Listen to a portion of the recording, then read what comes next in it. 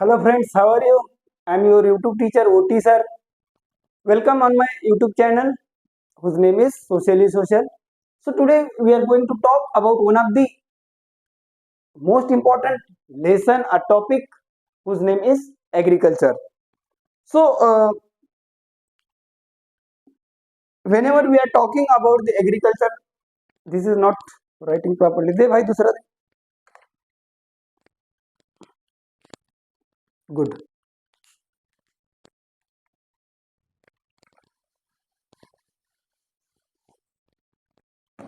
So whenever we are talking about the agriculture के बारे में जब भी हम बात करते हैं तो नो डाउट इंडिया और एग्रीकल्चर बहुत ही ज्यादा इंपॉर्टेंस रखता है.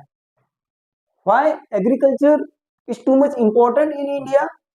क्योंकि हम सबको मालूम है कि इंडिया एक क्या है, it is an agricultural country. और अराउंड अराउंड 2/3% जो पॉपुलेशन है, परसेंटेज में अगर बात करते हैं तो अराउंड 65% जो पॉपुलेशन है वो कहाँ पर है, it is engage in the agricultural activities. Are most of the peoples are getting employment from the agriculture.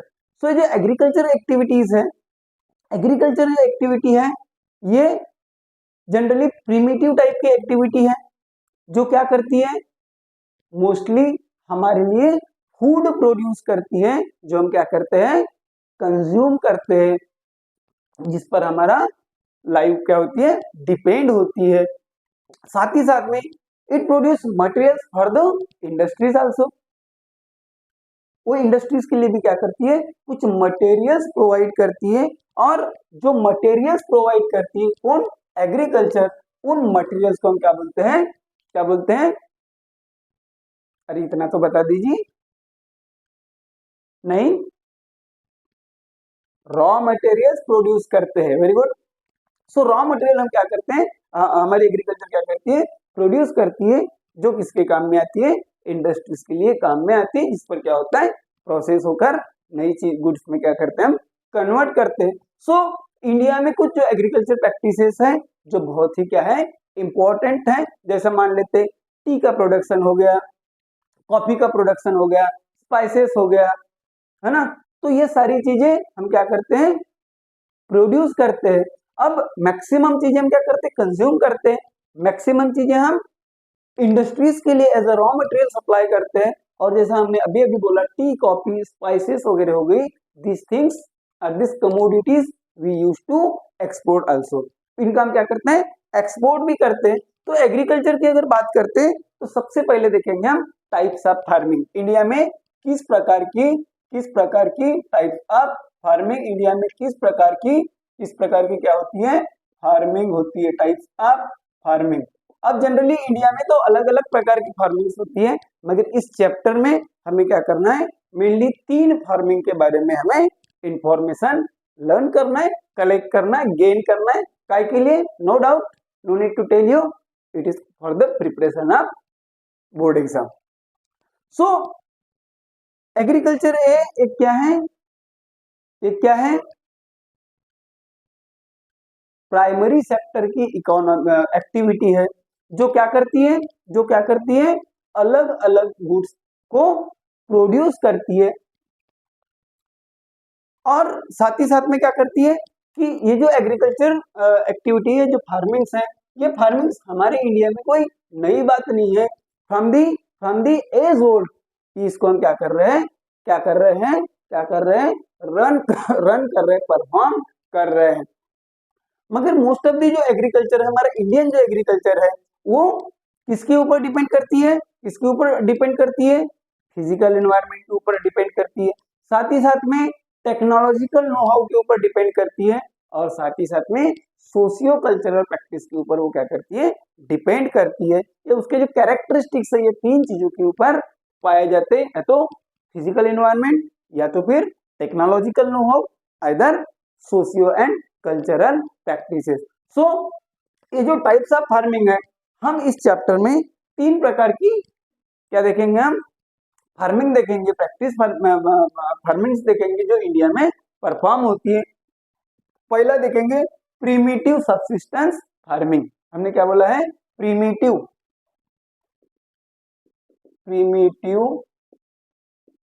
Subsistence farming.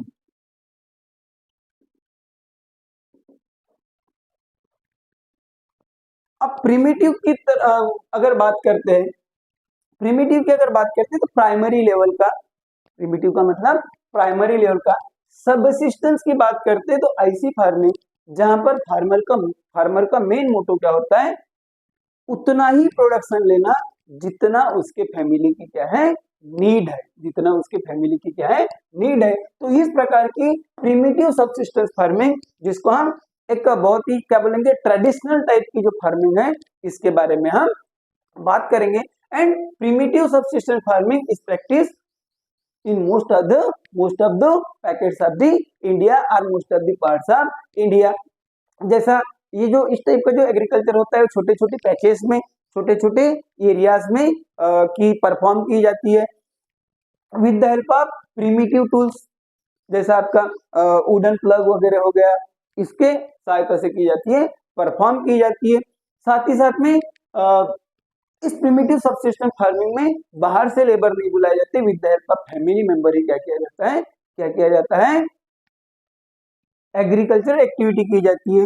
ये जो प्रीमिटिव सबसिस्टेंस फार्मिंग है, ये एंटायरली किसके ऊपर डिपेंड होती है? किसके ऊपर डिपेंड होती है? ये मानसून के ऊपर डिपेंड होती है। साथ ही साथ में नेचुरल फर्टिलिटी ऑफ सॉइल के ऊपर डिपेंड होती है। वहां पर कोई भी मॉडर्न जो क्या बोलेंगे फर्टिलाइजर्स है, उसका यूज नहीं होता है। साथ ही साथ में stability of the environmental condition की जो स्टेबिलिटी है, उसके ऊपर क्या करती है? डिपेंड करती है। काय के लिए? For the growth of resources, sorry, for the growth of crops. So ये जो हमने देखा था कि डिपेंड अपॉन मानसून, उसके बाद में नेचुरल फर्टिलिटी का यूज करती है। What are these are the characteristics of primitive subsistence farming। अब देखिए, आपको एग्जाम में इसके ऊपर एक बड़ा क्वेश्चन भी आ सकता है और छोटे छोटे क्वेश्चंस भी आ सकते हैं। अगर बड़ा क्वेश्चन आएगा, may be it may ask for the 5 marks तो आएगा, what are the types of farming which is found in India, या तो फिर primitive right the characteristics of primitive subsistence farming, ये आपको 3 मार्क्स के लिए भी क्वेश्चन आ सकता है। सो ये जो प्रीमिटिव सबसिस्टेंस फार्मिंग है, जो बहुत ही ट्रेडिशनल टाइप की मानी जाती है, इसको जनरली हम स्लैश एंड बर्न एग्रीकल्चर बोलते हैं। क्या बोलते हैं? स्लैश एंड बर्न एग्रीकल्चर बोलते हैं। इसमें स्लैश एंड बर्न क्या होता है कि जितना भी जनरली ये जो रिमोट कम्युनिटीज होती है, ये प्रैक्टिस करती है, परफॉर्म करती है। सो जितना भी वेजिटेशन कवर होता है या जितने भी झाड़ होते हैं, उनको सबसे पहले काट दिया जाता है। काटने के बाद में जला दिया जाता है, और जो एक पैच तैयार होता है, जो एक एरिया तैयार होता है, वहां पर क्या की जाती है? एग्रीकल्चर प्रैक्टिस की जाती है। कब तक? जब तक उसकी नेचुरल फर्टिलिटी कम नहीं हो जाती, तब तक। एक बार नेचुरल फर्टिलिटी क्या हो गई? कम हो गई, तो फिर से वो क्या करते हैं? सेम प्रोसेस को काटना, जलाना और जगह तैयार करना, इस प्रकार की जो अपने जो एग्रीकल्चर एरिया है, वो क्या कर देते हैं? बदल देते हैं। तो इसलिए इस स्लैश एंड बर्न एग्रीकल्चर को शिफ्टिंग कल्टीवेशन भी बोला जाता है, या शिफ्टिंग एग्रीकल्चर भी बोला जाता है। अब हमारे मन में प्रश्न ये आता है कि सर, इस टाइप का जो जनरली इंडिया के अलग अलग एरियाज में प्रैक्टिस होती है, मगर जनरली कौन कौन से स्टेट्स में परफॉर्म होती है? तो जैसा आसाम हो गया, मेघालय हो गया, देन उसके बाद में नागालैंड हो गया, मिजोरम हो गया, इन स्टेट्स में इस क्या बोलते हैं? एग्रीकल्चर एक्टिविटीज को ज्यादा क्या करते हैं? परफॉर्म करते हैं। कौन सी? Primitive subsistence farming. और ये जो प्रीमिटिव सबसिस्टेंस फार्मिंग है, जिसको हम स्लैश एंड बर्न एग्रीकल्चर बोलते हैं, उसको हम शिफ्टिंग एग्रीकल्चर भी बोलते हैं। इसके अलावा उसको अलग अलग एरियाज में अलग अलग नाम से भी जाना जाता है। जैसा उसको पामलो भी बोलते हैं, या तो उसको झूमिंग एग्रीकल्चर बोलते हैं, झूम एग्रीकल्चर या झूमिंग एग्रीकल्चर बोलते हैं। जनरली कहाँ पर? नॉर्थ ईस्ट वाले जो हमारे जो स्टेट्स होते हैं, वहां पर उसको झूम फार्मिंग बोलते हैं या झूमिंग एग्रीकल्चर बोलते हैं। उसके बाद में मैक्सिको और कुछ सेंट्रल अमेरिका की अगर बात करते हैं, तो उसको क्या बोलते हैं, मिल्पा के नाम से जाना जाता है। देन उसके बाद में उसके इंडिया में अगर बात देखेंगे तो पोनुको, रोका, मैसोल, उसके बाद में लदाम, रे, बेवार, दहिया, पोडू, पेडा या सॉरी पेंडा या तो फिर दाबी, और उसके बाद में कुरुआ, इस अलग अलग नाम से भी क्या किया जाता है, उसको जाना जाता है। तो ये जो एग्रीकल्चर है ये जनरली कौन सी टाइप की होती है, प्रीमिटिव टाइप की होती है। यहाँ पर मॉडर्न इनपुट्स का बिल्कुल ही यूज नहीं होता। तो जाहिर सी बात है जब इसकी कैरेक्टरिस्टिक्स लिखने बोलेगा, so totally depend on natural fertility, then उसके बाद में absence ऑफ मॉडर्न इनपुट्स, उसके बाद में बेस्ड ऑन रेनफॉल, और उसके बाद में देखेंगे यहाँ कुछ भी अगर नहीं होता, कुछ भी नहीं होता तो क्या होगा, per hectare production is less, per hectare production is less. तो ये इसके क्या निकल जाते हैं, कुछ कैरेक्टरिस्टिक्स निकल कर आते हैं। सेकंड, अगर फार्मिंग की अगर बात करें जो कहाँ पर परफॉर्म होती है, इंडिया में परफॉर्म होती है, वो है इंटेंसिव सबसिस्टेंस फार्मिंग। हमने क्या बोले, इंटेंसिव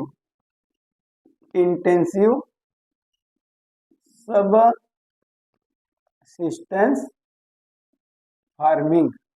अभी जब भी हम किसकी बात करते हैं, इंटेंसिव सबसिस्टेंस फार्मिंग की बात करते हैं, किसकी बात करते हैं, इंटेंसिव सबसिस्टेंस फार्मिंग की बात करते हैं। तो आप बोलेंगे कि सर ये तो ठीक है, रिमोट एरियाज में होता है, हिली एरियाज में जनरली होता है। जनरली जो क्या बोलेंगे ट्राइबल कम्युनिटीज होती है वो ज्यादा प्रिमिटिव सबसिस्टेंस टाइप की फार्मिंग को परफॉर्म करते हैं। प्रोडक्शन बहुत कम होता है, पर हेक्टर प्रोडक्शन कम होता है, फर्टिलिटी रिड्यूस होने के बाद में उसको क्या कर देते हैं, शिफ्ट भी कर देते हैं। सो मगर इंटेंसिव सबसिस्टेंस फार्मिंग कहाँ पर, कौन से एरियाज में पाई जाती है, जहां पर पॉपुलेशन की डेंसिटी क्या हो, ज्यादा हो। अब पॉपुलेशन की डेंसिटी अगर ज्यादा रहेगी तो क्या होगा कि छोटे से छोटे एरिया में पॉपुलेशन अगर ज्यादा रहेगी तो उस क्या बोलेंगे, उस एग्रीकल्चर के ऊपर हाई प्रेशर क्या हो जाता है, आ जाता है, या हाई प्रेशर क्रिएट होता है किसके ऊपर, उस एग्रीकल्चरल लैंड के ऊपर। ये जो एग्रीकल्चर इंटेंसिव सबसिस्टेंस फार्मिंग, यहाँ पर लेबर का सबसे ज्यादा यूज होता है। अब आप बोलोगे कि सर यहाँ पर लेबर का सबसे ज्यादा यूज क्यों होता है, क्योंकि ऑलरेडी ये जो इंटेंसिव सबसिस्टेंस फार्मिंग है ये कौन से एरिया में परफॉर्म होती है, जहाँ की पॉपुलेशन डेंसिटी क्या है, कम ज्यादा है, या जहाँ की पॉपुलेशन क्या है, ज्यादा है, तो लेबर भी बहुत इजीली अवेलेबल मिल जाता है। तो लेबर इंटेंसिव फार्मिंग मेथड भी इसको माना जाता है। यहाँ पर जो बायोकेमिकल इनपुट्स है उसके डोजेस बहुत ज्यादा दिए जाते हैं, क्योंकि उनके ऊपर एक प्रेशर होता है, क्योंकि पॉपुलेशन ज्यादा है तो प्रोडक्शन भी उनको क्या निकालना होता है, ज्यादा निकालना होता है। तो इसलिए बायोकेमिकल जो इनपुट्स है उसके डोजेस क्या कर दिए जाते हैं, बढ़ा दिए जाते हैं। इरिगेशन फैसिलिटीज का भी यहाँ पर क्या होता है, यूज होता है, काय के लिए, to get the higher production from the available land कम होती है, पॉपुलेशन ज्यादा होती है, मगर वो कोशिश करते हैं कि कम से कम लैंड में से वो क्या करें, ज्यादा से ज्यादा क्या करें, प्रोडक्शन ले। सो यहाँ पर ये जो एग्रीकल्चर लैंड है ये कम क्यों होते जा रही है, क्योंकि आपने देखे होंगे राइट ऑफ इनहेरिटेंस जो क्या करती है, जो हमारी जो लैंड रहती है वो सक्सेसिव जनरेशन में डिवाइड कर देती है। जैसा एक एग्जांपल लेते हैं कि मान लेते हैं, क्या करते हैं, मान लेते हैं ये मिस्टर शर्मा जी है, ये मिस्टर शर्मा जी का एक लैंड का पैच है, लैंड का पीस है, ये शर्मा जी के 2 बालक हो गए, क्या होगा, लैंड का बंटवारा होगा, 2 भाइयों में लैंड क्या हो जाएगी, बढ़ जाएगी। सक्सेसिव जनरेशन के साथ में वो क्या कर देते हैं, उसका डिवाइडेशन कर देते हैं, उसको हम क्या बोलते हैं, राइट ऑफ इनहेरिटेंस बोलते हैं। तो ये 2 बेटों में बढ़ गई, मान लेते हैं इनके भी अगर 2 अगर क्या हो जाते हैं, बेटा बेटी हो जाते हैं, इसके भी 2 हो जाते हैं, क्या होगा, ये फिर से बढ़ जाएगा। इसके फिर से अगर मान लेते 2 हो गए, ये फिर से बढ़ जाएगा, इनके फिर से हो गए, फिर से बढ़ जाएगा, उनके और 2 हो गए, फिर से बढ़ जाएगा। तो आप देखिए कि यहाँ पर जो लैंड का जो साइज है वो क्या होते जाता है, रिड्यूस होते जाता है, क्योंकि सक्सेसिव जनरेशन के साथ में वो लैंड क्या हो जाती है, डिवाइड हो जाती है। और ऐसे समय में यहाँ पर मॉडर्न इनपुट्स का यूज करना भी थोड़ा सा मुश्किल हो जाता है। अब ये बताइए छोटे से एरिया में ट्रैक्टर वगैरह हमारा कैसा घूमेगा, प्लगिंग में क्या होगी, बहुत परेशानी होगी। और दूसरी बात ये है कि मॉडर्न इनपुट्स तो यहाँ पर यूज नहीं होंगे क्योंकि एरिया भी छोटा पड़ता है। दूसरी बात, इतने सारे लोग अगर मॉडर्न टेक्निक का यूज कर लेंगे तो वो क्या करेंगे, तो इसलिए यहाँ पर जनरली लेबर इंटेंसिव प्रैक्टिस होती है। तो ये जो इंटेंसिव एग्रीकल्चर है, इसके ऊपर पॉपुलेशन का इनॉर्मस क्या रहता है, प्रेशर बना रहता है। तो इस प्रकार से हुई इंटेंसिव सबसिस्टेंस फार्मिंग।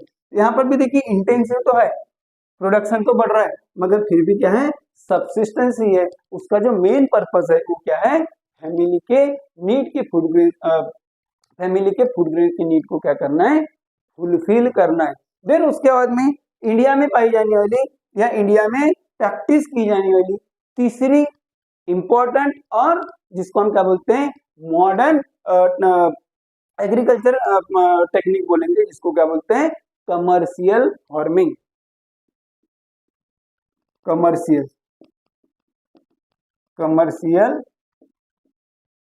फार्मिंग, ये जो कमर्शियल फार्मिंग है, ये मॉडर्न टाइप ऑफ फार्मिंग में आता है। अब इसमें क्या होता है कि जनरली जो इनपुट्स होते हैं उनके हायर डोजेस दिए जाते हैं।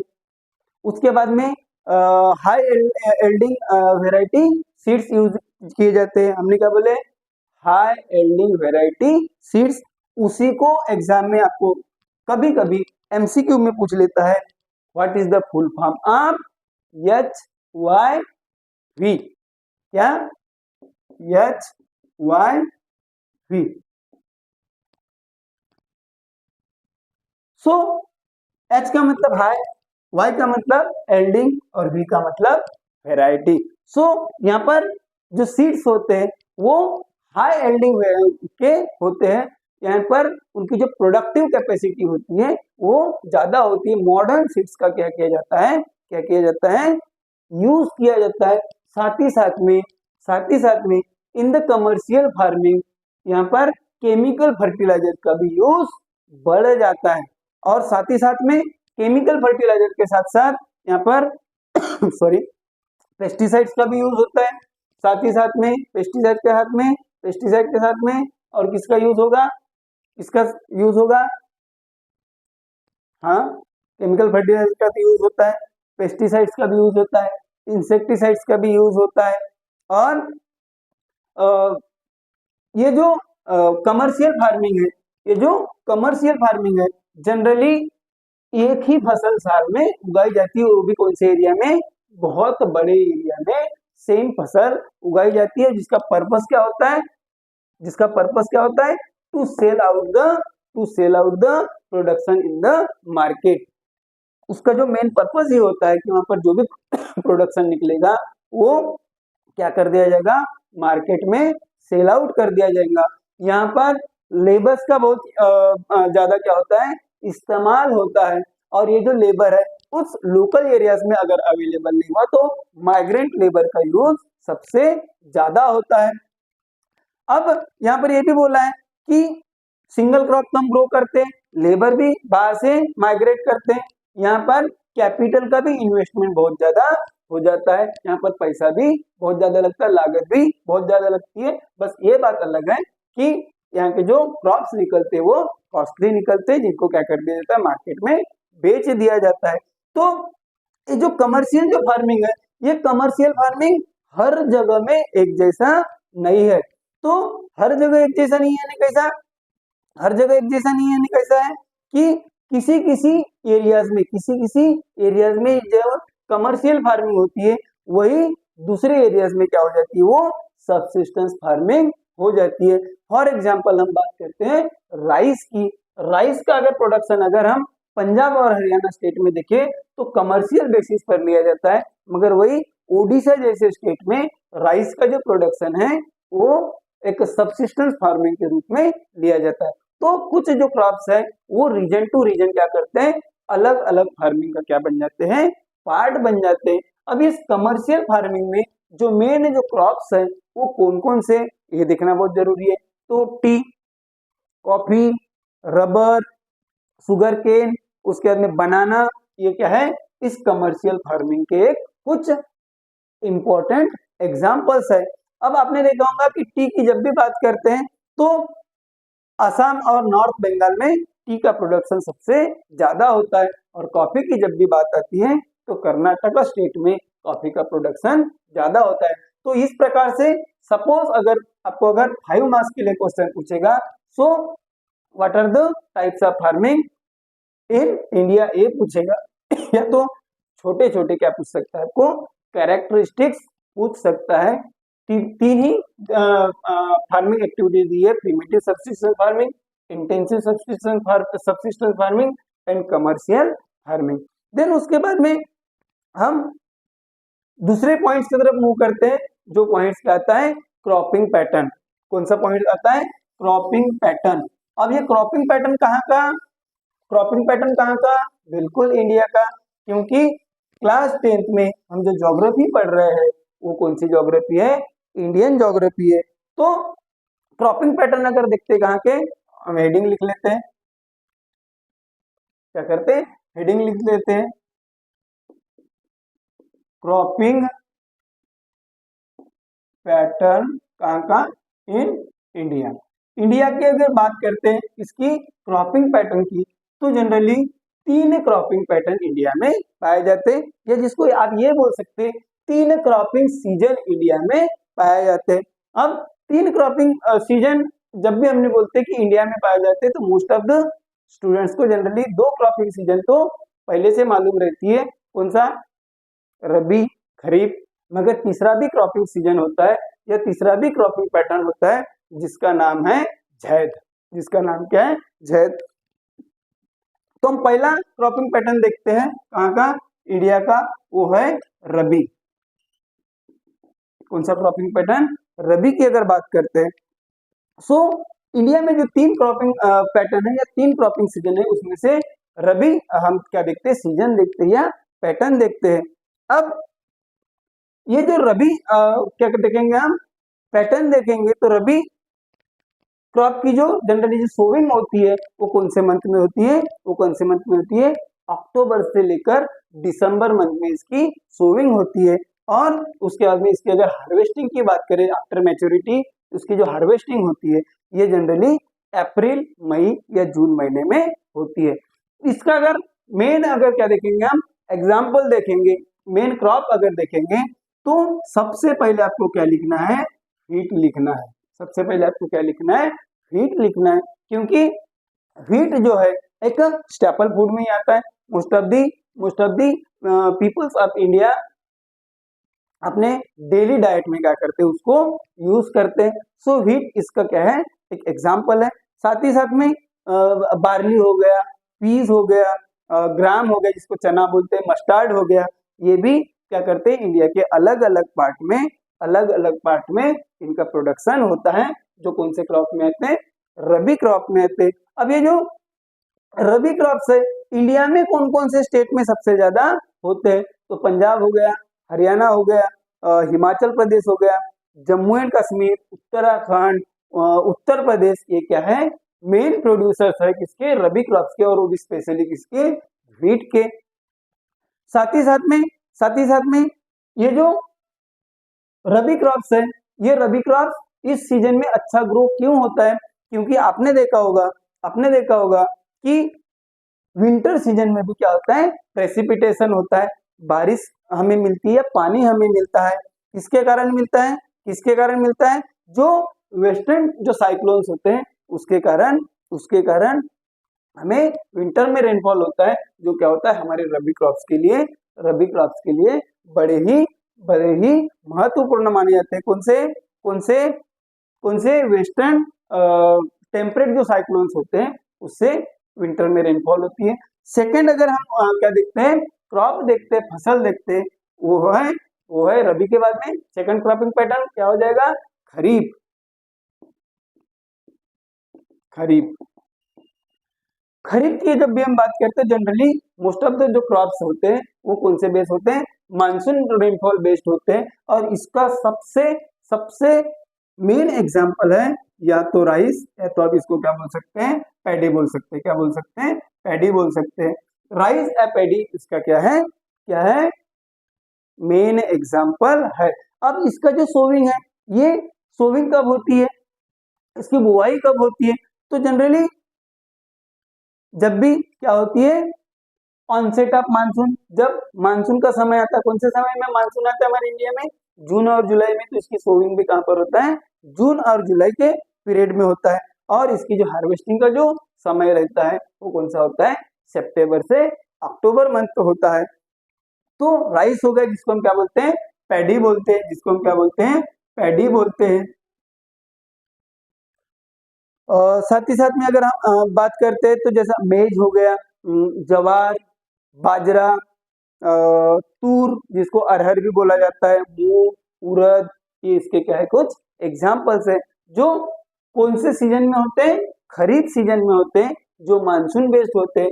रबी सीजन वाली जो फसलें होती है वो विंटर सीजन में जनरली होती है। और सॉइल के अंदर का जो मॉइस्चर रहता है उसका ये यूज करके क्रॉप्स हमारी क्या करती है, ग्रो करती है। कभी कभी क्या करते हैं, most of the time irrigation facility के थ्रू वाटर सप्लाई करते हैं। सो खरीफ सीजन जो है जनरली जून जुलाई में उसकी सोविंग होती है। हार्वेस्टिंग कब होती है, सितंबर अक्टूबर में होती है। राइस या पैडी उसका मेन एग्जांपल है। साथ ही साथ में मूंग, उड़द, कॉटन, जूट, ये सब क्या है उसके एग्जांपल्स हैं खरीफ क्रॉप्स के। अब ये जो राइस है जनरली असम हो गया, वेस्ट बंगाल हो गया और उड़ीसा। असम, वेस्ट बंगाल और ओडिशा, ये तो ईयरली एनुअली 3 फसलें भी ली जाती है, 3 क्रॉप्स भी निकाली जाती है। और तीनों क्रॉप्स का नाम भी है। जो पहले जो राइस की फसल निकाली जाती है उसको बोलते हैं औस, उसको क्या बोलते हैं, औस। उसके बाद में दूसरी जो राइस की फसल निकाली जाती है उसको बोलते हैं अमन। और जो तीसरी जो राइस की फसल निकाली जाती है उसको क्या बोलते हैं, बोरो। तो कौन से 3 स्टेट, असम हो गया, वेस्ट बंगाल हो गया या ओडिशा हो गया, यहाँ तो राइस की 3 फसलें निकाली जाती है जिनको औस, अमन और बोरो के नाम से जाना जाता है। देन उसके बाद में थर्ड और लास्ट हमारा क्या देखेंगे, क्रॉपिंग पैटर्न देखेंगे या तो फिर क्रॉपिंग सीजन देखेंगे, जिसका नाम है जैद। जिसको क्या बोलते हैं, जैद बोलते हैं। ये जो जैद जो क्रॉपिंग सीजन होता है या क्रॉपिंग पैटर्न होता है, ये बहुत ही छोटे पीरियड के लिए होता है। विंटर या सॉरी क्या बोलेंगे, रबी और खरीफ सीजन के बाद बीच में क्या होती है, छोटी सी गैप होती है in the month of April and May, in the month of April and May. और इस छोटे से शॉर्ट पीरियड के बीच में जो क्या निकाल लेते हैं, क्रॉप्स निकाल लेते हैं, फसलें निकाल लेते हैं, उनको क्या बोला जाता है, जैद सीजन या जैद क्रॉप्स बोला जाता है। तो अलग अलग टाइप के फूड और नॉन फूड क्रॉप्स को क्या किया जाता है, फसल ली जाती है। उसके बाद में यहाँ पर बोला है कि ये जो जैद जो क्रॉप्स है ये किसके ऊपर डिपेंड करते हैं, सो वेरिएशन, जिस प्रकार का सॉइल रहेगा उस प्रकार से प्रोडक्शन भी बदल जाता है। साथ ही साथ में क्लाइमेट के ऊपर डिपेंड करती है। और तीसरी चीज आती है हमारी कल्टीवेशन प्रैक्टिसेस के ऊपर क्या होता है, ये जो जैद जो क्रॉप्स है वो डिपेंड करते हैं। अब जैद क्रॉप्स में कौन कौन से क्रॉप्स आते हैं, तो जनरली वाटरमेलन, उसके बाद में देखेंगे हम क्या बोलेंगे उसको, मस्क मेलन, उसके बाद में कुकुम्बर, ककड़ी जिसको बोलते हैं, वेजिटेबल्स, और जानवरों के लिए फॉडर फूड जो आते हैं या फॉडर क्रॉप्स आते हैं, उसका भी समावेश किया जाता है, जैद क्रॉप्स में लिया जाता है। यहाँ पर भी अगर 5 मार्क के लिए अगर क्वेश्चन बनेगा तो आएगा what are the cropping patterns found in India, आपको तीनों लिखना है। अदरवाइज आपको कैरेक्टरिस्टिक्स ऑफ रबी या रबी सीजन या rabi pattern, characteristics of kharif season और खरीफ पैटर्न, और ज़ैद क्रॉप्स, इसके बारे में पूछ सकता है। आपको एमसीक्यू में भी छोटे छोटे क्वेश्चंस इसके अंदर से पूछ सकता है। होप आपको ये दोनों जो टॉपिक्स है बड़े अच्छे से समझे होंगे। देन उसके बाद में मेजर क्रॉप्स इन इंडिया और आगे के जो एक दो पॉइंट्स हैं वो हम नेक्स्ट वीडियो में कवर करेंगे और इस चैप्टर को क्या कर देंगे, कंप्लीट कर देंगे। तब तक आप पढ़ते रहिए, हमारे चैनल को देखते रहिए, सब्सक्राइब करिए, अपने दोस्तों तक भी शेयर करिए। Okay, thank you, bye bye.